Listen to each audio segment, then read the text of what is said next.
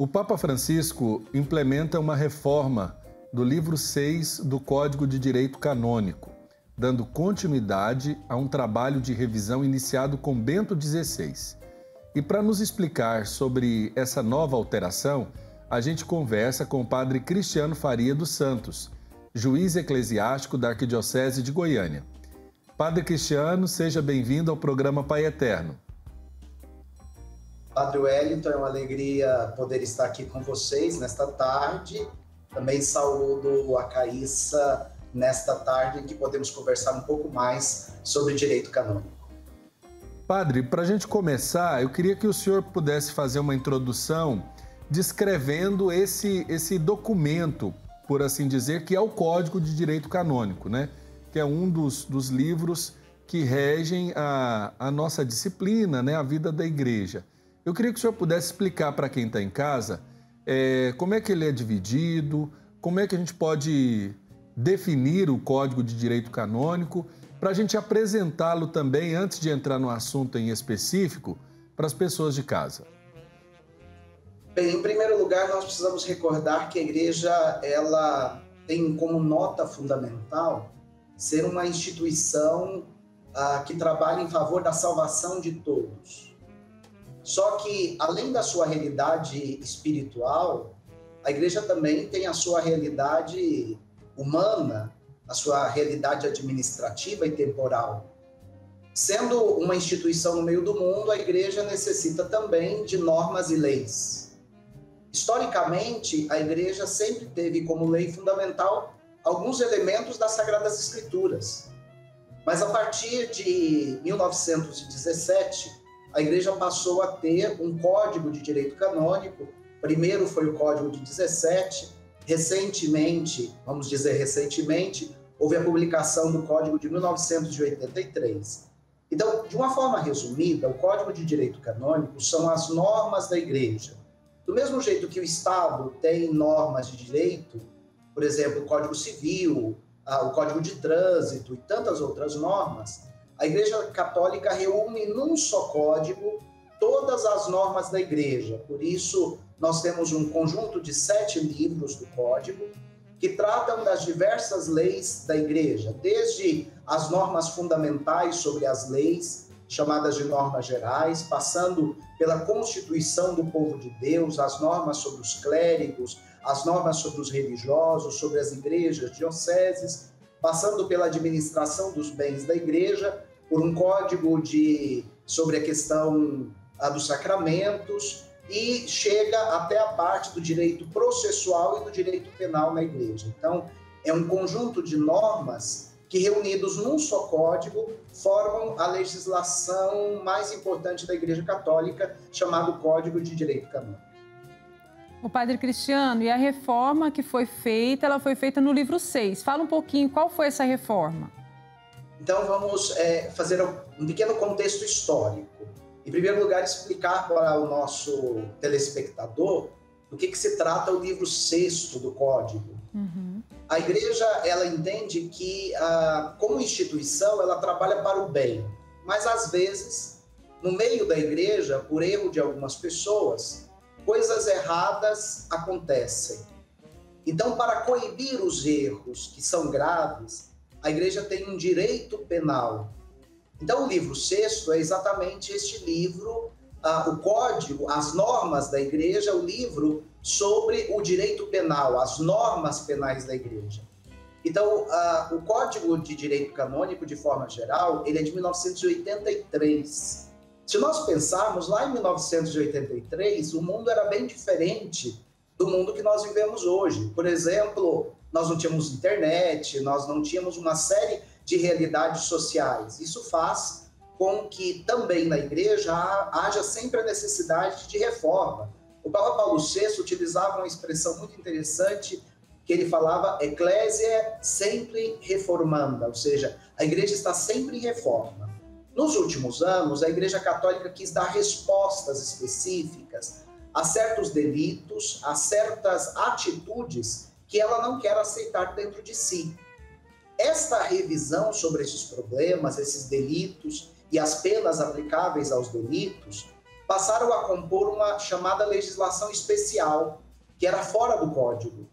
Então, o Papa, desde o tempo do Papa Bento, em 2007, começou um trabalho do Pontifício Conselho para a Interpretação dos Textos Legislativos, com o fim de propor uma nova versão para o livro VI, ou seja, o livro que trata das penas, das sanções e das penas na igreja. Esse é o tema do livro VI. Então, a revisão que nós estamos vendo agora é um trabalho que começou lá em 2007 e que tem como foco rever alguns elementos da capacidade da igreja de penalizar pessoas, a capacidade da igreja de dizer às pessoas que estão na igreja que o seu comportamento é errado e até onde vai a capacidade da igreja para penalizar estas pessoas. É disso que envolve o livro VI do Código, que foi agora reformado nesse último dia 23 de maio. O Papa o reforma com um texto que, traduzindo ao português, é Apacenta o rebanho de Deus. São as primeiras frases do moto próprio, aliás, uma Constituição Apostólica, que o Papa reforma o livro VI do Código de Direito Canônico.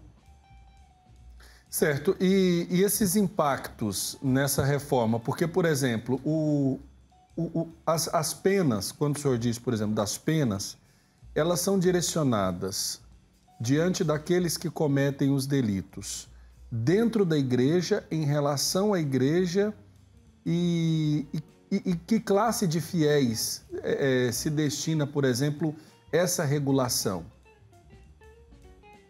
Bem, em primeiro lugar, a igreja declara que é direito nativo e próprio seu penalizar todos aqueles que são membros da igreja. Então, quando a gente fala em um código ou uma norma que tenha uma estrutura fundamental sobre sanções e penas, que é o caso do livro VI do nosso código, nós estamos afirmando que a igreja ela tem a capacidade própria de punir os seus membros. Então, começamos a pensar que são membros da igreja todos os batizados. Não vamos pensar que a igreja como instituição possa agir apenas sobre um religioso, ou sobre um padre, ou uma religiosa. Não, o livro VI da igreja, ele prescreve a capacidade da igreja de punir todos aqueles que de alguma forma vão contra a lei. A lei da igreja, ela é uma lei muito ampla, que começa nas Sagradas Escrituras, mas está melhor sistematizada no Código de Direito Canônico. Então, toda pessoa que na igreja, de alguma forma, descumpre a lei, poderia ser penalizada na igreja. Mas quando nós falamos deste código, nós podemos fazer assim uma análise do que houve de fato de mudança do Código de 83 para o Código, para essa versão da estrutura do direito penal, das normas do direito penal, publicado em 2021. Vamos olhar para o Código de Direito Canônico e entender que ele tem 96 cânones sobre o direito penal. E dos 96 cânones foram reformados 63 cânones, o que significa uma revisão de 71% do livro VI.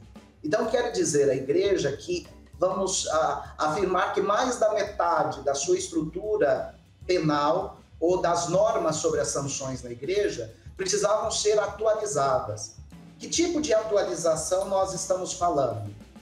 Bem, a intenção fundamental da igreja é aquela, em primeiro lugar, de fazer uma revisão de mentalidade. O Código de 83, publicado sobre o governo do Papa João Paulo II, ele fez uma previsão muito interessante, que era aquela de rever o Código de 17. O Código de 17, eu vou usar uma expressão em latim, mas eu já explico. O Código de 17 tinha uma expressão predileta ao seu direito penal, chamada anathema citi. Ou seja, qualquer ação que você tinha, você já estava excomungado, você já estava afastado da igreja. Lá em 83, com a revisão do Concílio Vaticano II, a igreja diz, a igreja vai não se preocupar tanto com as penas, vamos preocupar um pouco mais com a pastoral. Então, naquele tempo já há uma revisão do direito penal da igreja E a igreja deixa um direito penal bastante resumido, um pouco menor do que a normativa anterior, mas deixa a capacidade do bispo diocesano em aplicar penas. Tudo na estrutura da igreja volta-se diretamente ao bispo. Então, o bispo, o superior de uma comunidade religiosa, era a autoridade, ele tinha discricionariedade de tomar a decisão se punia, se não punia. O que se percebeu nos últimos anos é que muitas dessas autoridades da igreja, talvez por diversos elementos, primeiro porque talvez não tinham peritos ali nas suas dioceses, porque não compreendiam bem a lei, ou às vezes se preocupavam mais com a caridade do que com a aplicação da lei. A igreja, ao olhar para o problema que estava gerando para essas autoridades, percebe que não se podia deixar muitos elementos sobre a discricionalidade do bispo, ou do superior religioso, ou do superior de uma comunidade cristã. Então, o novo Código de Direito Canônico, as novas normas sobre o direito penal do Código de Direito Canônico, elas passam a acompanhar uma tradição recente do direito de que para todo delito se prevê a pena. Anteriormente, via de regra, falava assim: uma pessoa que cometeu tal delito na igreja, por exemplo, roubou a Eucaristia do sacrário de uma igreja, a ela era dada uma pena segundo aquilo que o bispo achasse melhor. Vamos colocar um caso desse.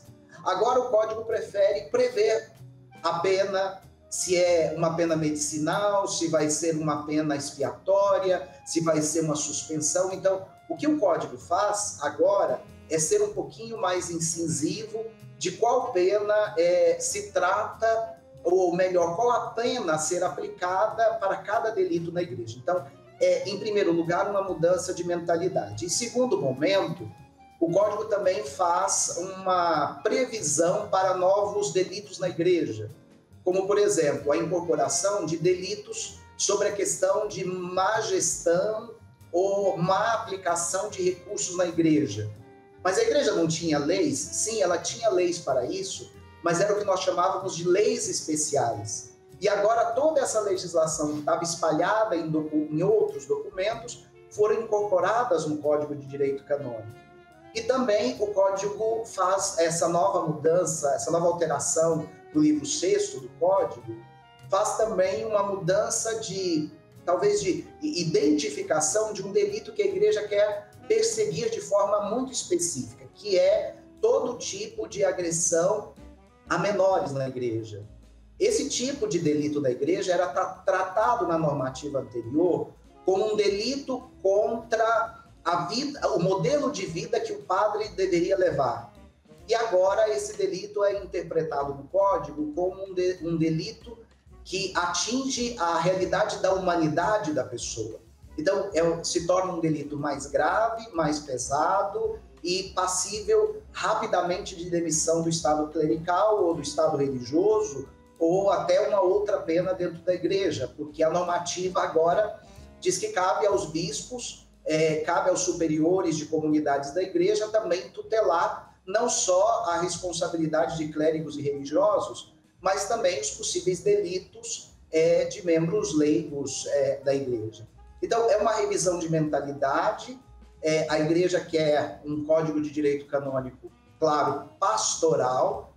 Por isso, as normas penais são muito pastorais, mas elas, a partir do mês de dezembro, porque elas foram publicadas agora, mas só começam a valer em dezembro, nós vamos ter uma estrutura legislativa da igreja mais incisiva para dizer: dentro da igreja nós não podemos aceitar o pecado, em primeiro lugar. Certo. E dentre os nossos membros, alguns pecam gravemente, então eles podem ter um delito, e se eles têm um delito, eles vão ser penalizados na igreja. Essa é talvez a percepção da grande mudança, que é muito mais uma mudança de mentalidade na estrutura do direito penal da igreja, do que talvez grandes mudanças na estrutura do texto legislativo.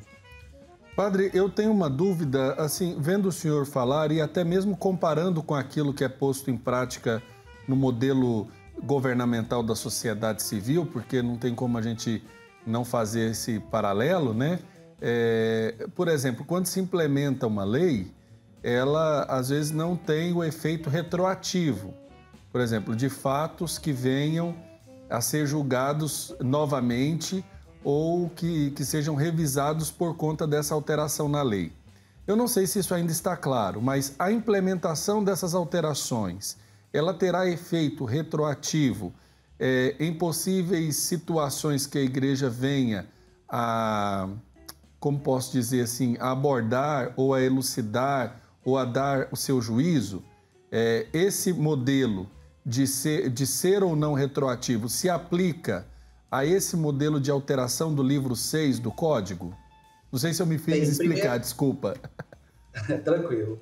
Então, em primeiro lugar, esse é um conceito muito antigo e muito precioso ao direito. Não é só ao direito canônico, certo, ao direito civil também, que a lei não retroage. Então, via de regra, não se aplica uma lei de hoje a crimes de ontem. Esse é um princípio criado pelo direito romano que foi aplicado no direito internacional. Agora, no caso específico, a alteração do livro 6º do Código não produziu grandes alterações na lei geral da Igreja. Por quê? Porque muitos dos delitos incorporados ao Código já eram previstos em leis especiais. Vamos dar um exemplo mais específico e que, infelizmente, acaba sendo mais explorado pela mídia, que são os supostos delitos de clérigos, sejam religiosos, masculinos ou femininos, ou diocesanos, que de alguma forma tiveram algum delito grave no campo do 6º mandamento, seja a pedofilia, ou seja um outro delito, ou um outro pecado contra o 6º mandamento. Veja, desde 2010 a Igreja tem uma norma específica muito pesada com esses delitos. Esta norma foi incorporada ao Código agora com a revisão do livro 6º do Código.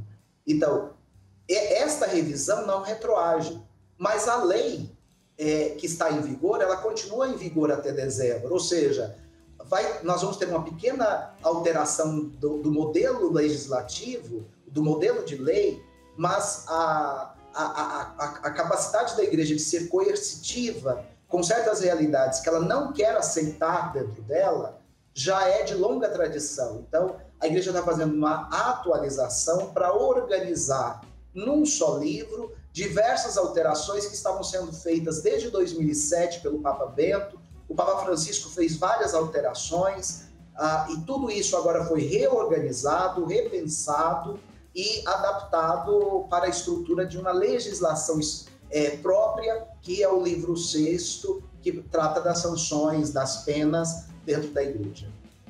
Perfeito, obrigado. Ô, Padre Cristiano, eu tenho duas dúvidas. Se esse livro 6º, ele trata da questão de amparar aqueles que foram atingidos pelos delitos, e se também tem um caráter de prevenção. Bem, acho que, em primeiro lugar, uma das mentalidades que essa revisão insiste, como eu falei, naquela Constituição Apostólica, que o Papa publica o documento, ele vai começar a Constituição Apostólica dizendo: apacenta o rebanho de Deus.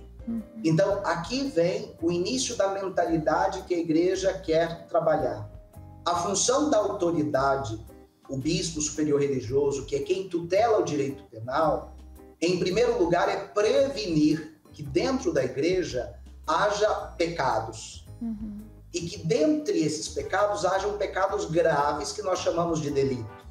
Então o bispo deve, agora de forma mais incisiva, eu acho que o peso e a cruz na costa dos bispos ficou um pouquinho mais pesada com essa revisão normativa, ele precisa tutelar em primeiro lugar que certas realidades que possam ser graves sejam corrigidas antes. Então dá aos bispos melhores instrumentos para poder impedir que certas realidades venham a ficar graves.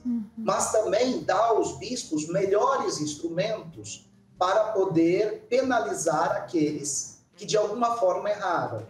E, ao mesmo tempo, esta mudança de mentalidade, ela vai falar muito sobre também a restituição da justiça, que implica no amparo e na proteção de pessoas que, de alguma forma, foram atingidas pelo pecado ou pelo delito de alguém na igreja. Então, nós não podemos pensar simplesmente em punir aquele que errou. Nós precisamos, de alguma forma, falar também da cura daqueles que foram atingidos pelo pecado de alguém. Então, nesse sentido, a igreja trabalha com uma grande mudança de mentalidade. A igreja, lá no tempo do Papa Bento, lá em 2007, 2008 e 2009, que foram anos muito difíceis para a igreja assumiu para si não só a culpa, mas a responsabilidade de enfrentar problemas graves. Peguemos as explosões de notícias que vieram dos Estados Unidos, que vieram de outros países europeus. A igreja assumiu da Irlanda, de vários lugares, de outros países. A igreja tem assumido esta responsabilidade. Então, essa revisão do livro sexto, ela, na verdade, é o resumo de um longo processo histórico que começa lá. A igreja, há uma expressão que o direito penal é sempre odioso. Ou seja, sempre que nós abrimos um processo penal, ele vai provocar dano a alguém, no sentido de que alguém não vai gostar. Mas o sonho da igreja é que ela não tivesse nenhum processo penal, que ela não tivesse nenhum pecado, que ela não tivesse nenhum delito. Esse é o sonho maior da igreja.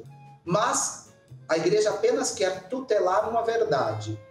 Se alguém na igreja erra, ela tem normas para poder atingir essa pessoa que está errando. A primeira norma, ela começa na correção fraterna. Isso é muito importante recordar. A primeira norma da igreja é: se o seu irmão pecar, vá você mesmo e corrija o teu irmão. Se o teu irmão se converter pela sua palavra, você ganhou ele para Deus, nos ensina as Sagradas Escrituras. Mas se o seu irmão não te escuta, vá até a igreja e deixe que a igreja, com pelo menos mais 2 pessoas, julgue esse irmão. Então, a igreja quer começar pela correção fraterna. A igreja quer dizer a tantos e quantos são membros da igreja que o pecado é algo que não deveria existir na igreja. Mas se houver, vamos nos corrigir, um que estiver do lado do outro, vamos nos corrigir. Então, vamos dar um toque no irmão. Agora, se o delito do irmão é grave, é um delito que coloca em risco o bem comum, ele precisa ser tutelado. É necessário uma lei coercitiva para que o erro de um não atinja toda a comunidade. Essa é a preocupação da legislação penal da igreja. Agora, a gente sabe que essas alterações, Padre Cristiano, que foram feitas pelo Papa Francisco, são continuidade de um trabalho de revisão iniciado com o Papa Bento XVI. Quais as preocupações que o senhor, como juiz, nota da Igreja para com essas reformas no Código de Direito Canônico? Bem, acho que a primeira preocupação da Igreja é aquela de melhor tutelar a ação da Igreja. Onde a Igreja estiver, ela precisa fazer e fazer bem. Esta é a função de pastoreio. A Igreja quer, de forma geral, ser, no meio do tempo, responsável pelo cuidado que ela tem para com as pessoas. Nos tempos atuais, é legal que na Constituição Apostólica que publicou esta revisão, o Papa vai dizer que um dos elementos fundamentais é aquele de entender que a Igreja está em mudança de tempo, ou então experimentando um tempo novo. E esse tempo novo traz consigo, às vezes, pecados particulares ou delitos particulares. E a Igreja precisa, em primeiro lugar, dizer a todos que estes delitos, esses pecados estão errados. Não se pode viver certas coisas na Igreja. E dizer a alguns, porque na prática não são tantos, dizer a alguns dentro da Igreja que esses delitos são graves e eles precisam ser penalizados. Então a Igreja Católica faz uma grande revisão do seu trabalho, das suas normas, para poder melhor acolher. É claro que há um pano de fundo nesse processo de acolhida. E qual seria? É que a Igreja também fez diversas revisões nas suas normas sobre a proteção de menores. Então, muitas destas normas estavam em vários documentos que agora foram incorporados no Código. Então, pensemos uma grande revisão da Igreja que agora encontrou um ponto de coesão. Todas as informações foram acolhidas, revisadas e foram incorporadas no Código. Esse é um pouquinho o momento histórico que estamos vivendo. Perfeito. Eu acho muito interessante a reflexão sobre o Código de Direito Canônico, e aqui o Padre Cristiano pode nos ajudar, porque é um instrumento que muitas pessoas não conhecem, né, Padre?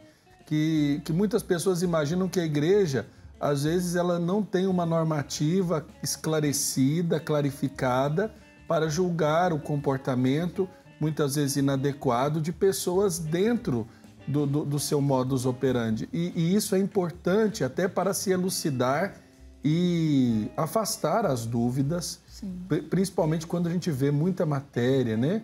Muitas discussões do meio jornalístico que desconhecem, por exemplo, o ordenamento jurídico da Igreja sobre esses livros. E aí, Padre, eu tenho uma pergunta, né? Para quem está em casa, o Código de Direito Canônico, o senhor já falou para nós, deu para a gente entender que é composto por vários livros. O senhor pode exemplificar para nós do que esses livros tratam, brevemente, somente para a gente compreender esse código na sua totalidade? Em primeiro lugar, o código tem 7 livros. Certo. Os 7 livros, talvez eles são muito mais simbólicos do que específicos, porque se pretende ali dizer que o número 7 é, na tradição da Igreja, um número de perfeição. Ou seja, se tenta, através desses 7 livros, tratar toda a legislação da Igreja. Então, nós começamos com um livro introdutório chamado Normas Gerais, depois nós vamos para um livro sobre o povo de Deus. Dentro deste livro sobre o povo de Deus, nós vamos tratar sobre todas as questões mais específicas ligadas aos fiéis, à hierarquia da Igreja, aos religiosos na Igreja. Depois nós temos uma normativa da Igreja sobre a capacidade da Igreja de ensinar, de pregar, de apresentar a palavra de Deus, sobre as suas escolas, sobre as suas instituições de educação. Depois nós temos livros sobre a questão administrativa da Igreja. Depois nós temos um munus de santificar na Igreja, que também é um outro livro do Código. E também temos um livro sobre o direito processual, aliás, um livro sobre as penas, um livro sobre o direito processual. E assim a Igreja junta toda a sua normativa em um só livro. Aí as pessoas poderiam de casa perguntar, mas esse livro é acessível a quem? Aquele que quiser ler. Certo. Basta que procure uma livraria católica, você vai chegar lá e falar assim, olha, eu quero o Código de Direito Canônico. Eu só falo para os nossos telespectadores, espera mais um mês ou 2, porque se você for na livraria hoje, vai comprar o texto que ainda não foi alterado. Então, daqui a pouco, nós vamos ter em todas as nossas livrarias católicas o Código de Direito Canônico. Todas as pessoas, eu penso em tantos profissionais do mundo do direito, advogados católicos, pessoas envolvidas no mundo do direito, que poderiam compreender um pouco mais sobre a normativa da Igreja e, inclusive, colaborar com a Igreja na sua própria estrutura de revisão interna. Então, a Igreja tem uma lei, essa lei tem sido bem aplicada, e se em algum momento algum irmão nosso agiu de forma inadequada, infelizmente, isso é resultado não da Igreja, mas da realidade humana. O ser humano, às vezes, erra. E quando errar, a Igreja Católica, em primeiro lugar, é mãe, ela acolhe o filho que erra, mas às vezes diz ao filho, não dá mais, você errou demais. Tá certo. Uma bênção crescer nesse conhecimento. A gente tem muita dúvida mesmo sobre isso e foi bom demais por saber que nós também, leigos, também temos que revisar as nossas atitudes, que somos atingidos por tudo isso, né, Padre? Isso mesmo. O Papa Francisco, recentemente, num texto chamado Vós sois luz do mundo, recordou que o erro que às vezes se pode cometer na Igreja não é só dos ministros da Igreja, somos todos nós. Toda vez que nós pecamos, nós enfraquecemos a Igreja. Não queríamos jamais chegar a pecados graves que chamamos de delito. na igreja, se alguém cometer um pecado pequeno, já é hora de voltar atrás e se converter. Essa é a preocupação da igreja. Tá certo, nós tivemos oportunidade então da nossa conversa com o padre Cristiano Faria dos Santos, juiz eclesiástico do tribunal aqui da Arquidiocese de Goiânia. Padre Cristiano, muito obrigado pela oportunidade, sempre muito bom e muito agradável poder ouvi-lo tratar do direito, né? De fato, quando você tem uma pessoa que conhece do assunto, fica claro. A gente fica boquiaberto, viu, padre? Isso mesmo.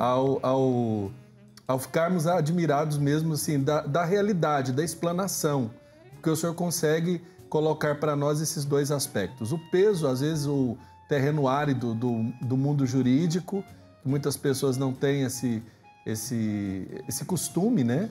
Das tratativas, do entendimento, das disposições das leis, mas também o aspecto pastoral, porque é o direito da igreja. Então, desde já, Padre Cristiano, muito obrigado. E já digo que o senhor é da casa, né? Muito em breve a gente volta a falar sobre outro assunto aí de relevância para os fiéis que nos acompanham. Um abraço, padre. Obrigado, Caísa. Obrigado, Padre Wellington. Estamos à disposição de colaborar com esse trabalho de evangelização tão bonito feito pela TV Pai Eterno. Muito obrigado, estamos à disposição. Obrigada.